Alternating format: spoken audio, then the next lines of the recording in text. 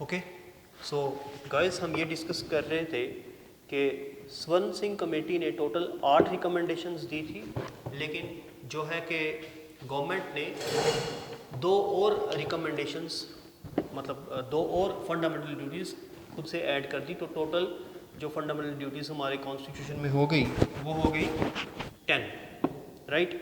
लेकिन ये भी यहाँ पे इंटरेस्टिंग है कि स्वर्ण सिंह कमेटी की 3 रिकमेंडेशंस जो थी वो एक्सेप्ट नहीं की गई।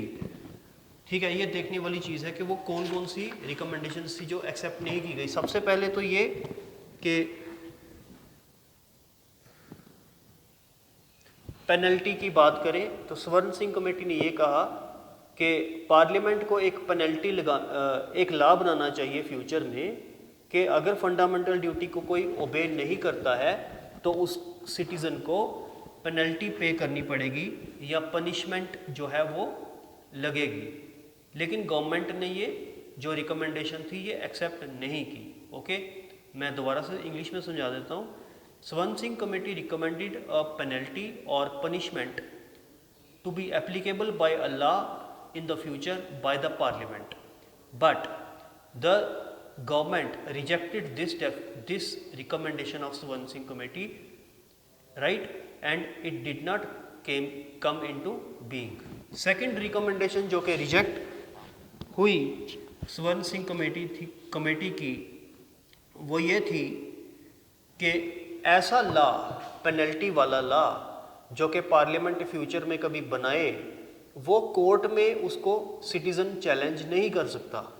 फॉर एग्ज़ाम्पल, पार्लियामेंट ने लॉ बनाया कि कोई सिटीज़न अगर फंडामेंटल ड्यूटी कोई भी ओबे नहीं करता तो उसको पेनल्टी लगेगी, पनिशमेंट मिलेगी, जेल हो जाएगी।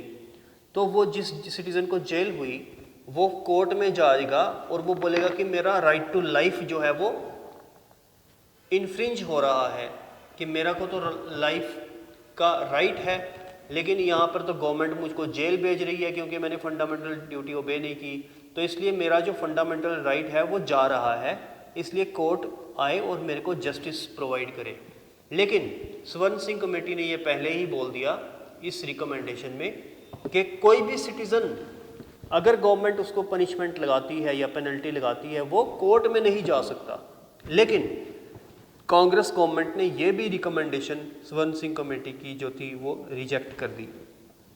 थर्ड रिकमेंडेशन जो कि स्वर्ण सिंह की रिजेक्ट हुई वो थी ड्यूटी टू पे टैक्सेस। स्वर्ण सिंह ने कहा कि ये भी एक ड्यूटी होनी चाहिए कि ड्यूटी टू पे टैक्सेस बाय द सिटीजन्स, कि सिटीज़न को टैक्स पे करने की ड्यूटी होनी चाहिए, लेकिन गवर्नमेंट ने ये भी ड्यूटी नहीं एक्सेप्ट की और इसको फंडामेंटल ड्यूटीज़ में इंक्लूड जो है वो नहीं किया, राइट।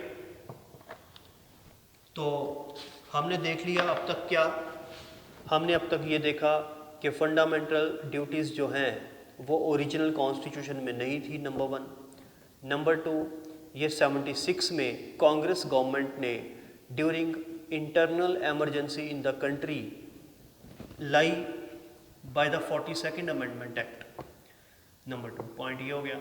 नंबर 3 हमने ये देखा ये आर्टिकल 51A में मौजूद हैं सारी ड्यूटीज़, और नंबर 4 ये पार्ट 4A में हैं, राइट। इसके बाद हमने देखा कि गवर्नमेंट ने स्वर्ण सिंह कमेटी का गठन किया, स्वर्ण सिंह कमेटी बिठाई और ये कहा कि हमें ये बताइए कि कौन कौन सी फंडामेंटल ड्यूटीज़ होनी चाहिए। स्वर्ण सिंह कमेटी ने 8 रिकमेंडेशंस सजेस्ट की, लेकिन गवर्नमेंट ने 10 रिकमेंडेशंस इम्प्लीमेंट की।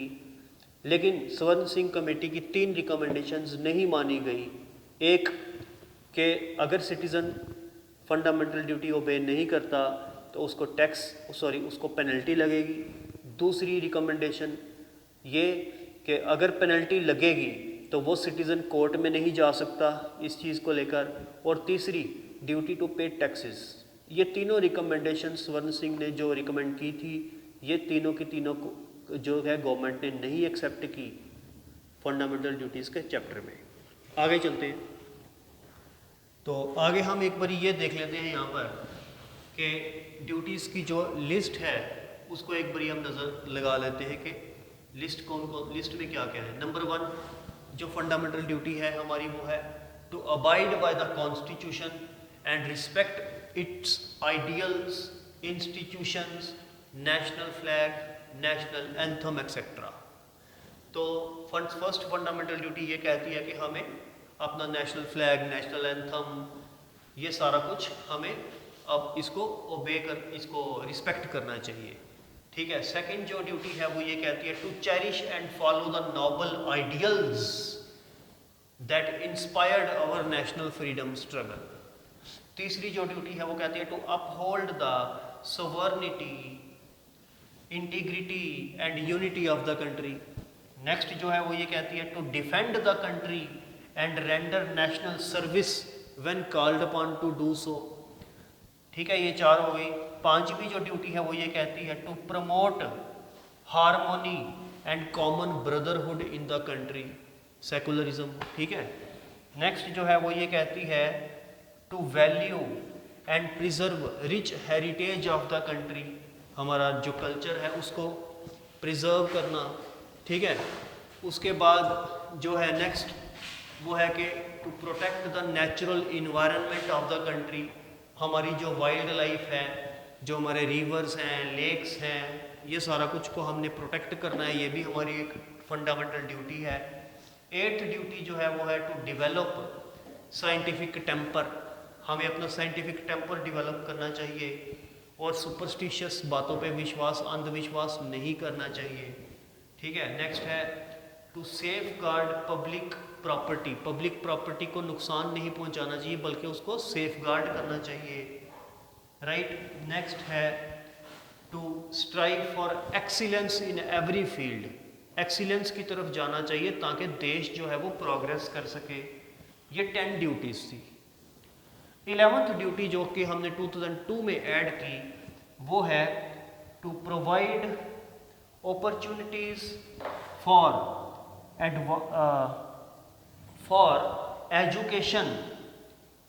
ओके, हमें जो कि अपॉर्चुनिटीज प्रोवाइड करनी चाहिए एजुकेशन की चिल्ड्रन के लिए।